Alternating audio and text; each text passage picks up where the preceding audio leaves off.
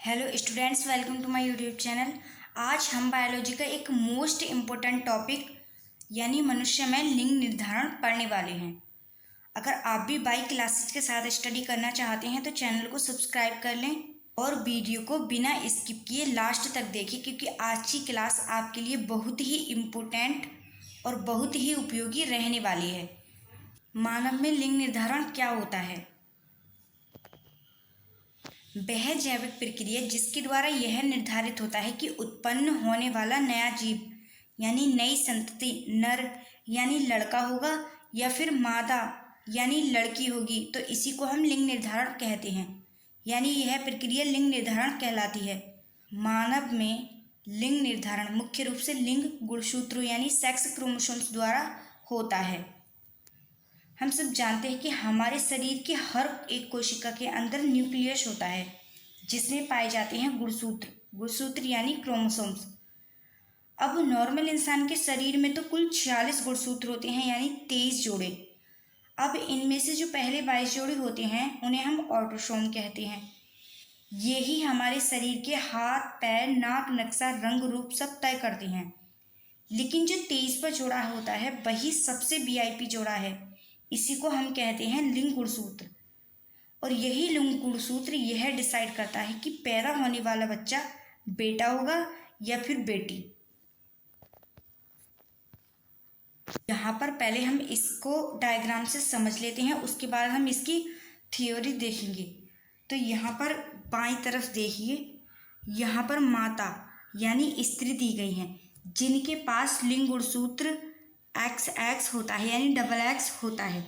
तो जब इनसे मादा युग्मक यानी ये अंडाणु बनता है, मादा युग्मक बनता है, तो इसे जैसे डायग्राम साफ साफ दिखा रहा है कि सभी अंडाणुओं के पास यानी सभी अंडाणु के पास सिर्फ और सिर्फ X गुणसूत्र यानी X गुणसूत्र ही होता है। अब दाईं तरफ पिता को देखिए जिनके पास लिंग गुणसूत्र XY होता है। क्या होता है? XY। जब इनसे नरयुग्मक यानी स्पर्म बनते हैं, जब स्पर्म बनते हैं तो इनके पास 50% स्पर्म के पास X गुणसूत्र और 50% स्पर्म के साथ क्या होता है? Y गुणसूत्र होता है। अब जरा डायग्राम के बीच वाले हिस्से को देखिए। यहाँ पर जब इनके बीच क्रॉस होता है तो यही होता है यहाँ पर फर्टिलाइजेशन का प्रोसेस। यही होता है यहाँ पर फर्टिलाइजेशन का प्रोसेस। तो देखो अब यहाँ पर क्या होता है, अगर फीमेल के एक से मेल का स्पर्म मिला जिसके पास X क्रोमोसोम था, तो जैसे ही XX बना तो यहाँ पर बेटी पैदा होगी यानी संतति पुत्री लड़की पैदा होगी। और यदि फीमेल के XX से मेल का Y क्रोमोसोम वाला स्पर्म मिलेगा तो क्या कॉम्बिनेशन बनेगा? यहाँ पर XY, यानी जैसे ही XY बनेगा समझो बेटा पैदा होगा। क्या पैदा होगा? बेटा यानी लड़का।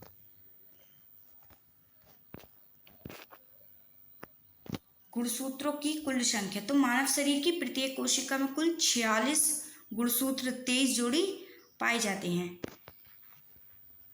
इनमें से 22 जोड़ी यानी जो 44 गुणसूत्र होते हैं वो तो ऑटोसोम्स कहलाते हैं और जो शरीर के सामान्य लक्षणों जैसे हाथ पैर रंग रूप आदि को नियंत्रित करते हैं। और जो 23वां जोड़ा लिंग गुणसूत्र यानी सेक्स क्रोमोसोम कहलाता है वही लिंग का निर्धारण करता है। अब इसमें माता और पिता की क्या भूमिका होती है?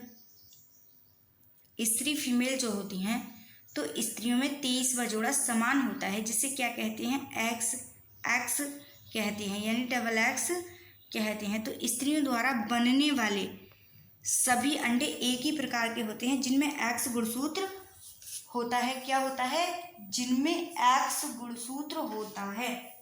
23वां जोड़ा होता है उसके दोनों क्रोमोसोम्स एक जैसे होते हैं यानी XX, दोनों एक ही जैसे होते हैं। और पुरुषों में मामला थोड़ा सा अलग है। इनमें एक क्रोमोसोम बड़ा यानी X होता है और दूसरा बिल्कुल छोटा सा ढीला ढाला यानी Y होता है। यानी पुरुषों का जोड़ा होता है XY। तो पुरुषों में 23वां जोड़ा असमान होता है जिसे XY कहते हैं। और पुरुषों द्वारा बनने वाले स्पर्म दो प्रकार के होते हैं, 50% शुक्राणुओं में एक्स गुणसूत्र और 50% शुक्राणुओं में वाई गुणसूत्र होता है। अब देखो यहाँ पर लिंग निर्धारण की प्रक्रिया यानी प्रोसेस। यहाँ पर क्या होता है, यदि पिता का एक्स गुणसूत्र वाला स्पर्म माता के एक्स गुणसूत्र वाले अंडे से निषेचित होता है तो बनने वाली संतान डबल एक्स गुणसूत्र वाली यानी लड़की होगी, और यदि पिता का वाई गुणसूत्र वाला स्पर्म माता के एक्स गुणसूत्र वाले अंडे से निषेचित होता है तो बनने वाली संतान एक्स वाई यानी लड़का होगी। तो जब माँ के शरीर में अंडे बनते हैं तो सारे अंडों के पास सिर्फ एक ही चीज़ होती है, एक्स क्रोमोसोम, क्योंकि माँ के पास सिर्फ डबल एक्स गुणसूत्र हैं। लेकिन जब मेल की बॉडी में स्पर्म बनते हैं तो जो आधे स्पर्म होते हैं उनके पास एक्स क्रोमोसोम होता है एंड आधे स्पर्म के पास वाई क्रोमोसोम होता है। तो यहाँ पर संतान पैदा होने की जो प्रोसेस होता है पूरा 50-50% होता है, यानी 50% लड़कियाँ और 50% लड़के पैदा होंगे। तो यहाँ पर जो लिंग का निर्धारण होता है उसमें अंडाणु का कोई भी योगदान नहीं होता। लिंग का निर्धारण सिर्फ और सिर्फ पिता के वाई गुणसूत्र पर निर्भर करता है। ठीक है, लिंग निर्धारण हमेशा ही पिता के वाई गुणसूत्र पर निर्भर करता है। तो फ्रेंड्स, कैसी लगी हमारी आज की क्लास? वीडियो अच्छी लगी हो तो वीडियो को लाइक करें और चैनल को सब्सक्राइब कर लें। मिलते हैं अगली क्लास में एक कड़क टॉपिक के साथ, तब तक के लिए जय हिंद।